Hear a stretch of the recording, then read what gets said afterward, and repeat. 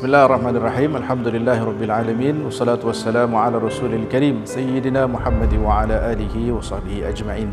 Assalamualaikum warahmatullahi wabarakatuh. Alhamdulillah, sekarang ni saya berada di TMIYC Pasir Gudang, yang mana TMIYC ni seperti mana kita sedia maklum, idea cetusan penubuhannya datang daripada pemangku Sultan Johor, iaitu Tunku Mahkota Ismail, yang mana TMIYC ni salah satu cetusan idea penubuhan dan juga objektifnya adalah untuk mengumpulkan segala aktiviti daripada kalangan belia dengan aktiviti-aktiviti yang sihat, mengajak mereka daripada perkara-perkara yang tidak bermanfaat, tetapi untuk kepelbagaian aktiviti supaya mereka dapat menjadi salah satu penerus bangsa dan penerus lapisan generasi pada masa akan datang.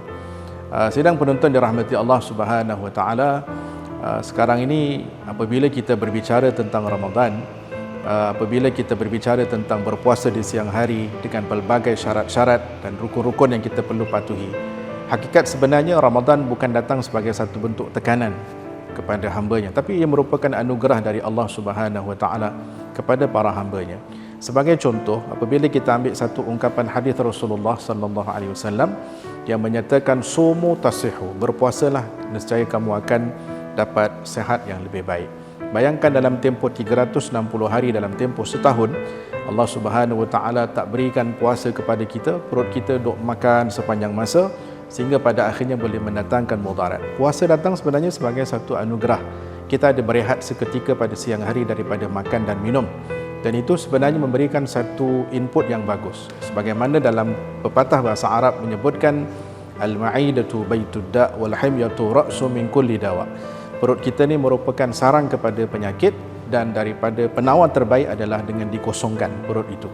Jadi sebenarnya puasa ni adalah memotivasikan kita untuk jadi lebih sihat, lebih cergas. Bahkan peristiwa-peristiwa yang lalu sebagai bukti dalam sirah nabawiyah, betapa contohnya peperangan Badar berlaku dalam bulan Ramadan.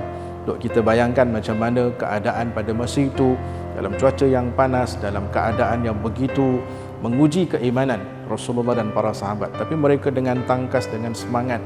Dan Ramadan itu bukan isyarat untuk menjadikan kita lemah dan sebagainya.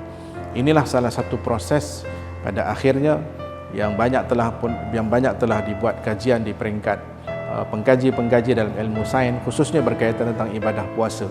Dia sebenarnya memberikan natijah terbaik. Walaupun kita hakikatnya untuk mencapai ketakwaan di sisi Allah Subhanahu Wa Taala, tetapi pada zahirnya Allah Subhanahu Wa Taala berikan kelangsungan pada tubuh badan kita keadaan lebih baik dengan ibadah puasa. Mudah-mudahan bukan setakat puasa wajib, habis Ramadan kita dapat lazimkan dengan puasa-puasa sunat, puasa 6 hari, puasa Isnin Khamis, puasa hari-hari putih.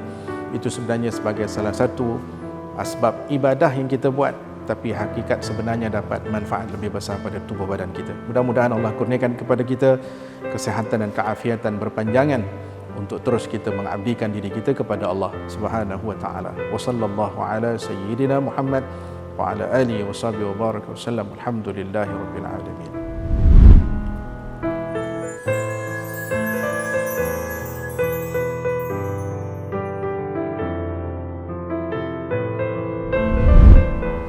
Apabila kita menyebut tentang satu kelompok dan golongan yang menjadi penerus generasi pada masa akan datang, iaitu golongan belia, ataupun dekat Johor ni kita lebih sinonim dengan orang muda Johor. Orang muda yang sebenarnya untuk disemarakkan tenaganya, fikirannya, idea dan aspirasi yang kadang-kadang lebih menyegarkan, dan itu akan memberikan satu natijah kesinambungan penerus tradisi ataupun para pemimpin yang akan bersilih ganti, tapi barisan belia inilah yang akan bertindak untuk menarajui pada suatu ketika nanti. Lalu apa yang boleh kita kaitkan dengan peranan belia dengan Ramadan? Dan apabila kita melihat suasana belia zaman dulu dengan sekarang yang sudah pun berbeza. Kalau dulu orang-orang muda kita, di kalangan orang muda kita di kampung, mereka mendapatkan semangat berpuasa itu dengan nasihat daripada hubungan yang rapat dengan orang tua. Sebenarnya ini salah satu daripada natijah, resepi kejayaan orang-orang terdahulu apabila mereka tidak terputus hubungan. Orang-orang muda yang tidak terputus hubungan dengan orang-orang lama, bahasanya kita sebut, dalam masa yang sama ambil ibadah puasa dan kemudian dimasukkan dalam sebagai salah satu semangat, bukan untuk menjadi lemah, tapi menjadi lebih bersemangat dan lebih bermotivasi dalam bulan Ramadan yang sangat dimuliakan oleh Allah Subhanahu Wa Taala ini. Jadi supaya orang-orang muda daripada kalangan belia bukan menjadikan Ramadan sebagai satu alasan, tetapi menjadikan sebagai salah satu batu loncatan untuk menjadi lebih cemerlang. Bahkan pada masa akan datang yang mungkin mendarajui pada satu-satu agensi atau organisasi, khususnya dalam negara kita dan keseluruhan umumnya, sebagaimana kita lihat dalam sejarah di kalangan para rasul yang terdahulu. Wassallallahu ala sayyidina Muhammad wa ala alihi wa sahbihi wa baraka wasallam. Alhamdulillahirabbil alamin.